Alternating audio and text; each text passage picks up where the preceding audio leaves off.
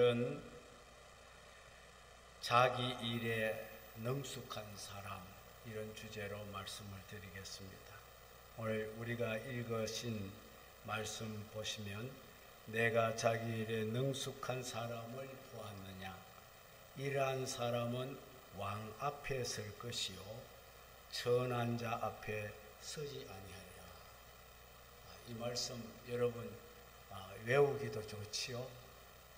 꼭 마음에 비에 새기시기 바랍니다. 오늘은 자기 일에 능숙한 사람 주제로 말씀드리겠습니다. 오래되었습니다마는 KBS 방송에서 한국의 미 이런 프로가 방영되었던 적이 있습니다. 여기서 지극히 한국적인 것들만 심층 분석해서 방영을 했는데 가장 한국적인 것으로 한복이 뽑혔습니다. 우리나라 한복은 우리들이 자신감을 가져도 될 만큼 아름답고 훌륭한 옷입니다.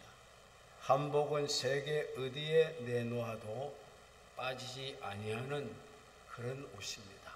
그래서 세계 미인대회 때 보면 각 나라 미인들이 자기 나라의 전통 의상을 입고 나올 때 보면 우리 한국의 미인이 한복을 입고 나면 그렇게 아름답고 또 세계 사람들이 찬사를 보내는 것을 봅니다. 한복이 지니는 미 가운데 가장 중요한 부분이 바로 이 곡선 부분이라는 것입니다. 한복의 동정이나 소매 그리고 기세에 나타나 있는 선은 참으로 아름답습니다. 여인들이 또 신고 다니는 벗은도 마찬가지입니다. 얼마나 곡선이 아름답습니까? 거기에 나타나는 선은 절묘하다고 밖에는 볼 수가 없습니다. 그리고 또 하나의 한국적인 미가 있는데 그걸 도예라고 합니다. 도자기. 오늘날 일본이 이 도자기를 흉내내고 있지만 이 도자기는 지극히 한국적인 것입니다. 어떤 도예가가 도자기를 구워내는 전 과정을 영상으로 찍어 보여준 것이 있습니다. 정말 도예가는 헌신을 다해서 도자기를 빚고 구워내고 있었습니다. 먼저 가마에 불을 지피기 전에 그는 깨끗하게 목욕을 하고 잡념을 없애고 정성을 다해 가마에 불을 지피는 것을 봅니다. 이렇게 불을 다 뗀 후에 가마에서 구워진 도자기를 도공이 하나씩 끄집어냅니다. 그가 꺼낸 도자기들을 보면 저희들 눈에는 모두 훌륭한 작품들입니다. 아주 완벽한 작품으로 볼 수밖에 없는 것들입니다. 그런데 그 도공의 눈에는 조금도 망설임이 없이 도자기를 망치로 깨부수는 것을 보았습니다. 참 아까웠습니다. 그렇게 다 깨버리고 그 많은 것 가운데 자기 눈에 만족스러운 것 몇 개만 남기고 다 깨부수는 것을 보았습니다. 저는 그 광경을 보고 느낀 점이 있었습니다. 모든 사람들이 자기 일을 함에 있어서 저런 마음으로 한다면은 거기에는 절대로 적당이라는 것은 있을 수가 없겠구나, 그런 생각을 했습니다. 거기에 어찌 흠이 있고 하자가 있고 문제가 있을 수가 있겠습니까? 저는 그런 느낌을 강하게 받은 적이 있습니다. 작은 하자만 있어도 깨버리고 다시 원점으로 돌려버리는 걸음으로써 다만 몇 개만 남겨놓을 만큼 철저하게 공을 들인 도예가의 이름으로 만들어진 그 도자기는 이 땅에 단 하나라도 불량품은 존재할 수 없다라는 것을 생각해 보았습니다. 그것을 보면서 저는 인생도 마찬가지라 생각했습니다. 인생도 하나의 집을 짓는 것 같고 도자기를 만드는 것 같구나, 그렇게 생각해 보았습니다. 어떤 사람이 사람들로부터 참 성공한 사람이라는 평가를 받았다고 한다면 하루아침에 그 사람이 그렇게 된 것은 아니라고 봅니다. 오랜 세월 동안 그 도예가와 같은 마음으로 자신의 일생을 만들고 빚고 가꾸었을 것입니다. 그러니까 그 인생이 성공했다는 평가를 받게 되는 것이 아니겠습니까? 사람이 세상을 이런 정신으로 살아간다면 그 사람은 반드시 성공하는 사람이 될 것으로 믿습니다. 오늘 우리들의 인생에도 이런 정신이 참으로 요구가 된다고 봅니다. 내가 자기의 일에 능숙한 사람을 보았느냐? 이러한 사람은 왕 앞에 설 것이요 천한 자 앞에 서지 아니하리라. 여러분은 왕 앞에 서는 자가 좋습니까? 천한 자 앞에 서는 것이 좋습니까? 여기서 자기의 일에 능숙한 자라 말씀하셨는데, 여기 능숙이라는 이 단어의 뜻이 무언가를 우리는 조명해 볼 필요가 있습니다. 능숙이라는 이 말은 공을 들인다, 그런 뜻입니다. 공을 들인다. 이 공 들인다고 하면은 우리가 선입감으로 불교를 의식하게 됩니다. 불교에 가면 공을 들여야 된다, 그런 말을 하지 않습니다. 그 공하고 이 공하고는 다릅니다. 샤머니즘적인 공도 아닙니다. 무슨 일을 하든지 능숙하다는 말은 무슨 일을 하든지 공을 다 들여서 한다, 그런 뜻이라는 겁니다. 능숙한 사람이라는 말은 그가 어떤 일을 하든지 그 일에 공을 들여 하는 사람을 말합니다. 사람이 세상을 살아가면서 이렇게 능숙하게 자기의 일에 공을 들이면 그 사람은 결코 천한 사람 앞에 서지 않게 됩니다.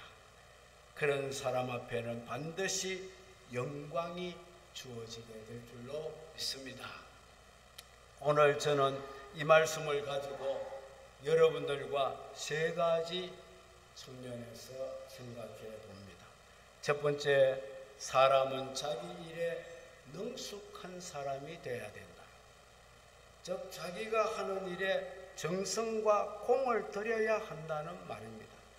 오늘날 사람들은 너무 자기가 하는 일에 공을 들이지 않고 성공하겠다고 나서는 사람들이 많습니다. 적당히 대충 살아갑니다. 그렇게 살다 보니 자꾸만 부실한 인생이 만들어지고 맙니다. 여러분, 요즘 우리 사회에서 아주 뜨거운 뉴스가 하나 있습니다. 그것은 우리 마석과도 관련되어 있는데 서희 건설 사건입니다. 여러분 아시죠? 서희 아파트도 있고 지금 또 서희 건설이 수천 세대의 아파트를 지으려고 맞서게 계획을 하고 있습니다. 서희 건설은 조합주택을 지어서 큰 부를 이룬 회사입니다.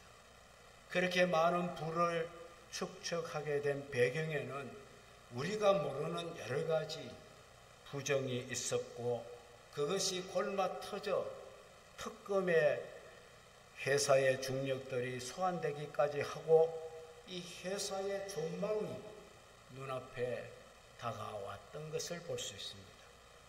이것이 바로 부실하게 공들이지 않고 돈을 벌겠다는 회사의 끝을 보여주는 것입니다. 옛날에 여러분도 아시겠지만 한보라고 하는 그룹이 있었습니다.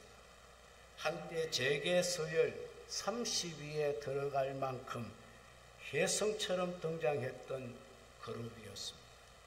회장이라는 사람 이름을 말하진 않겠지만 그 사람이 정관계의 전방위로 로비를 펼치는, 그래서 기업을 문어발 확장해서 놀랍게도 기업의 신화를 만들었습니다. 그러나 결국 자기가 자기 사업에 능숙하지 못하고 아무런 공을 들이지 않고 기업을 하려다가 실패한 기업의 대표적인 인물입니다. 그러나 삼성이나 현대나 LG 같은 회사는 이 창업주들이 초창기부터 수많은 어려움을 극복하면서 그 기업을 성장시키고 공을 들였는지 모릅니다. 옛말에 공든 탑은 무너지지 않는다는 이런 말이 괜하게 생겼겠습니다. 결코 지름길이 빠른 길은 아니라는 겁니다. 차근차근 능숙하게 자기 일에 공을 쌓게 되면 반드시 그 사람도 언젠가는 성공하게 된다는 것입니다. 그런데 오늘날 사람들을 보게 되면 공들이지 않고 살아가는 사람을 볼 수가 있습니다. 그저 힘들이지 않고 쉽게 돈 버는 일에만 관심을 가지고 열광합니다. 요즘 젊은 세대들은 이런 생각을 많이 한답니다. 머리 싸매고 인류대학 가면 뭐 하느냐 이거.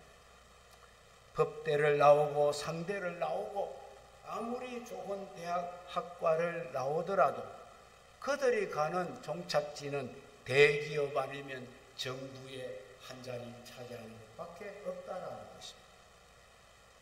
그래서 그들은 학교는 별로 중요하지 않다 이렇게 말합니다. 자기가 잘 할 수 있는 것 하나만 개발하게 되면 그런 사람들보다 훨씬 낫다는 것입니다. 어떤 청년 유튜브는 한 번 영상을 찍어서 올렸더니 돈이 1억이 들어왔다고 합니다. 상상이 가십니까? 거짓말 같습니까? 이런 일이 지금 우리 사회에서 일어나고 있습니다. 요즘 사람들은 너무나 요행성을 좋아하고 있습니다. 수고하며 땀 흘리고 그 수고로 맺은 열매를 따서 먹겠다는 정신으로 살아야 할 것인데 그런 정신이 아주 희박해져 가고 있습니다. 복권이 성행하고 잘 팔리는 것도 이런 이유가 아니겠습니까? 일확천금을 꿈꾸는 사람들이 그렇게 많다는 이야기가 아니겠습니까? 사람들이 청와대 하면 돈을 사들고 가서 줄을 대려고 하는 이유가 그 때문이 아니겠습니까? 청와대 배경을 가지고 수고를 적게 하고도 순간적으로 횡재를 하기 때문에 사람들은 그런 편법을 사용하는 것입니다. 사람들이 모두 이렇게 공들이지 않고 살게 쉽게 살아가려고만 하는 겁니다. 그러니 우리나라가 어찌 조용하고 법대로 사라지는 나라가 되겠습니까? 사람은 굶어 죽는 한이 있더라도 인생을 공들여 살아가는 자세가 무엇보다 중요한 것입니다. 수고롭지만 조금씩 발전해 나가는 자신의 모습을 보면서 인내의 마음으로 살아갈 때에 그에게 발전이 있고 자신의 뜻을 이루어갈 수 있는 것입니다. 여러분, 한전이 까치와 전쟁을 벌인 적이 있었습니다. 까치는 전신주 꼭대기에다 집을 짓는데 이 철사나 쇠붙이 같은 것을 한 30% 사용을 하고 이제 나뭇가지로 이렇게 엮어서 집을 짓습니다. 쇠붙이들이 바람만 불면은 그게 움직여서 자꾸만 정전사고를 일으켜서 전체 정전사고 가운데 까치집 때문에 발생하는 사고가 거의 16%나 된다고 합니다. 그래서 한전에서는 전신주에 까치가 집을 짓지 못하게 하려고 전신주 위에다가 뱀과 맹금류 모형을 달아 놓았는데도 그놈 까치들이 얼마나 영리한지 속지를 않습니다. 그래서 까치들이 집을 지으면 사람이 올라가서 그 까치집을 손으로 뜯어내야 합니다. 그러면 까치는 또 그 자리에 또 집을 짓습니다. 그러면 또 사람이 올라가서 또 뜯어냅니다. 그렇게 하기를 무려 54번을 했는데 까치는 굴복하지 않고 또 거기에다가 집을 짓더라는 겁니다. 그래서 한전은 까치와 전쟁에서 포기를 하고 손을 들고 말았다. 그런 이야기가 있습니다. 우리는 말할 줄 모르는 한갓 날짐승에게서도 많은 인생의 지혜를 배울 수가 있습니다. 성경에도 보면 개미에 가서 배우라고 했습니다. 도마뱀에게도 가서 배우라. 사반에게도 가서 배우라. 사람들도 이와 같은 집념을 가지고 세상을 살아가면은 무슨 일인들 못할 일이 있겠습니까? 무엇인들 못해서 사기를 치고 남의 물건에 손을 대고 요행을 바라며 살아가겠습니까? 인간이 고귀한 것은 생각을 하면서 또 생각을 하면서 만들어가면서 살아가는데 있는 것이 아니겠습니까? 그렇게 한 가지씩 만들어가면서 살아갈 때에 거기서 기쁨이 주어지고 보람이라는 열매를 따게 될 줄로 믿습니다. 저도 결혼하고 너무 가난해서 농이 어디 있습니까? 철가방 하나 해서 옷가지 몇 가지 해서 그렇게 도시로 나왔습니다. 그런데 이제 시간이 지나니까 농도 생기고 냉장고도 생기고 TV도 생기고 하나하나 사서 이루는 재미가 솔솔했습니다. 오늘날 사람들은 너무 쉽게 살려고 하고 일확천금을 얻으려는 생각 때문에 자꾸만 이 세상이 시끄러워지고 있습니다. 그래서 성경이 말합니다. 자기 일에 능숙한 사람을 보았느냐? 이런 사람은 왕 앞에 설 것이요 천한 자 앞에 서지 아니하리라. 두 번째입니다. 우리는 인생에도 공을 들여 살아야 하지만 우리 신앙생활에 있어서도 공을 들이는 신앙생활을 해야 됩니다. 헐값으로 신앙생활을 하지 마시라 그 말이에요.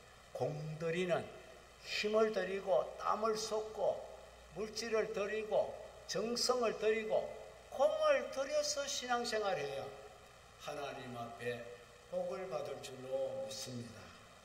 우리는 신앙생활하면서 기적이라는 말을 많이 씁니다. 하나님 기적을 주옵소서. 저도 기적을 달라고 기도 많이 합니다.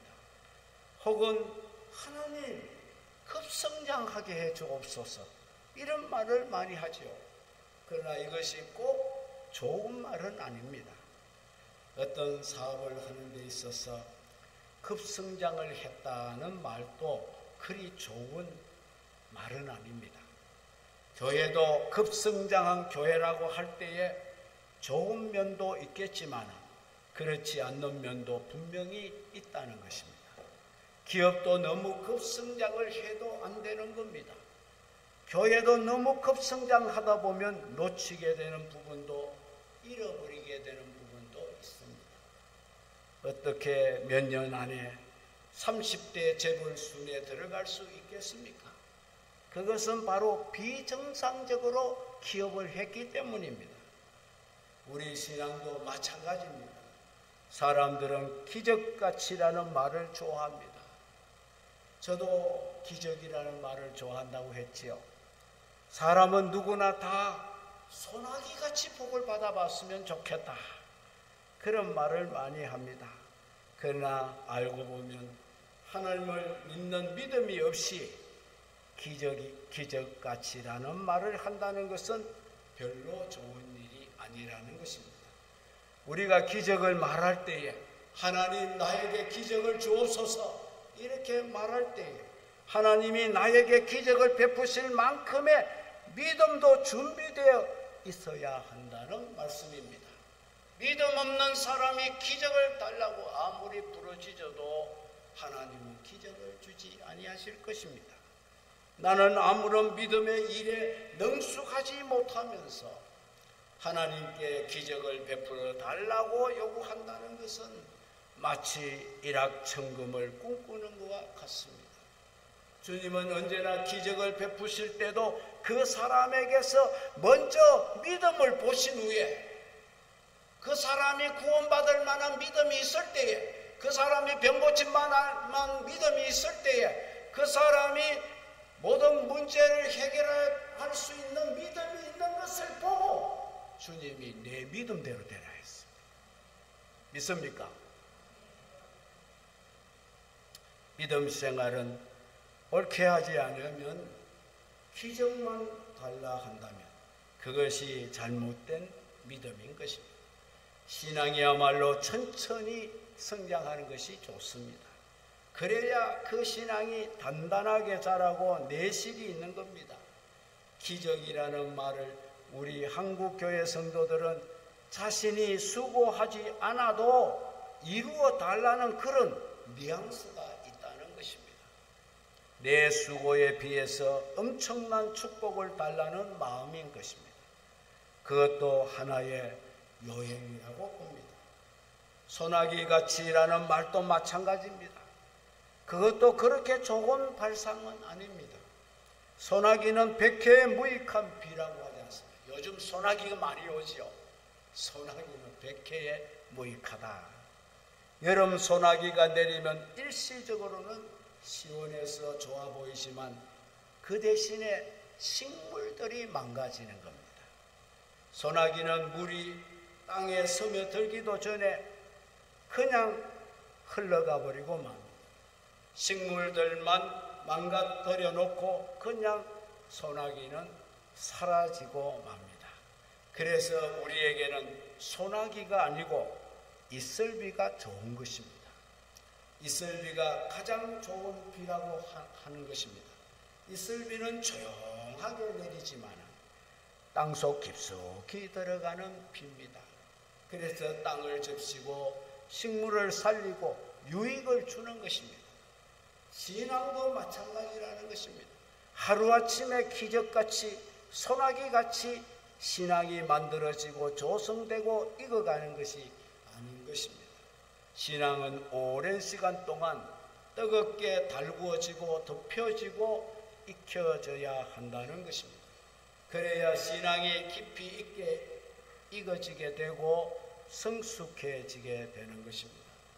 가끔씩 깡패나 도둑놈이 은혜 받았다고 세상을 떠들썩하게 하고 그들이 간증하러 돌아다니는 것들을 여러분들이 보신 적이 있을 겁니다.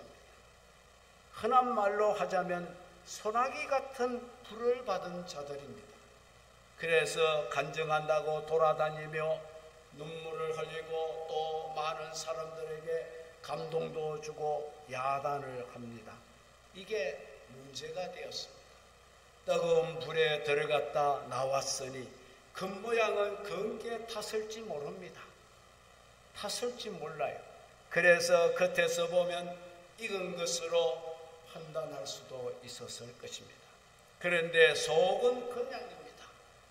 마치 소나기가 지나간 것 같습니다. 소나기는 땅을 적시기는 하지만은 속으로 물이 스며들지 않습니다. 여러분, 고구마 잘 굽는 비결 아십니까? 고구마는 잘 타는 장작불에 넣고 구우면 안 됩니다. 아주 잘 타고 있는 불에 고구마를 넣고 구우면 겉은 다 익은 듯이 보이지만은 속은 그대로 생고구마입니다.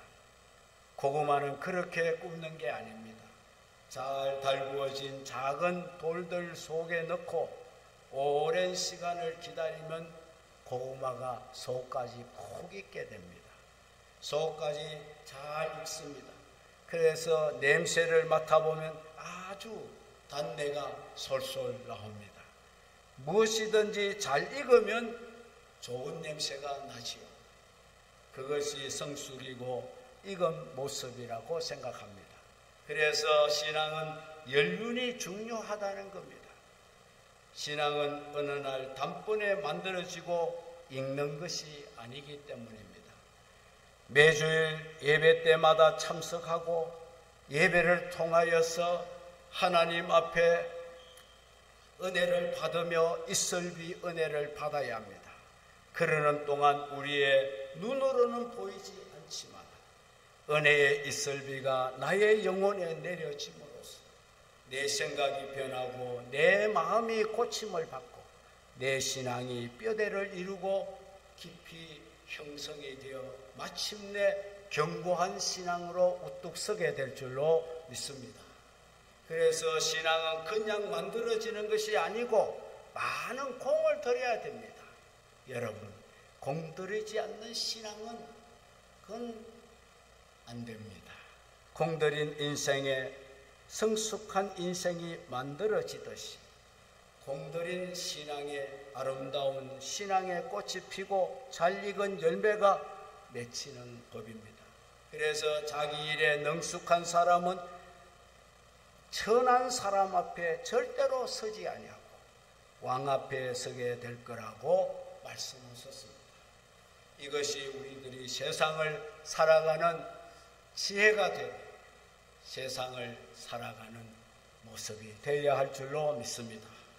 여러분, 세 번째는 이제 마지막입니다. 우리는 지금 내가 하고 있는 일에도 공을 들여 하라는 것입니다.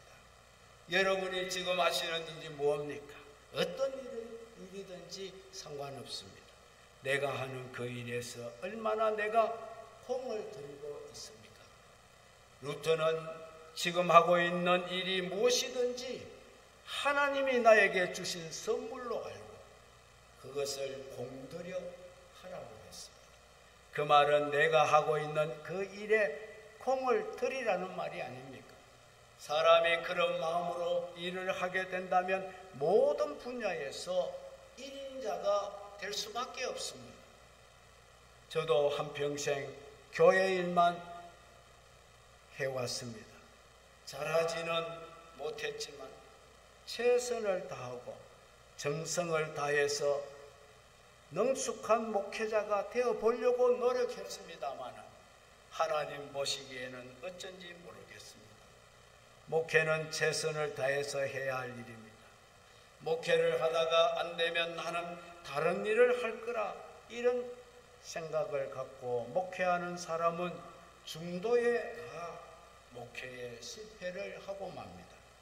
나는 이 일을 하지 아니하고는 할 것이 아무것도 없다. 그런 마음으로 목회를 해야 그 사람이 나름대로 목회를 끝까지 이어가는 것입니다. 목회를 해보고 잘 안 되면 나는 즉시 다른 일로 바꿀 수 있다. 그래서 여러 가지 자격을 따놓고 그런 마음자세로 일하는 그런 목사님들도 보았습니다. 죽으면 죽으리라, 굶으면 굶으리라, 핍박과 학대를 받으면 당하리라, 당당하게 당하리라, 이런 각오와 결심을 가진 자가 끝까지 그 일을 해내는 것을 보았습니다. 예수님도 자기 위해 살고자 하는 자는 죽을 것이고 나를 위해 죽으려고 하는 자는 살리라고 말씀하셨습니다.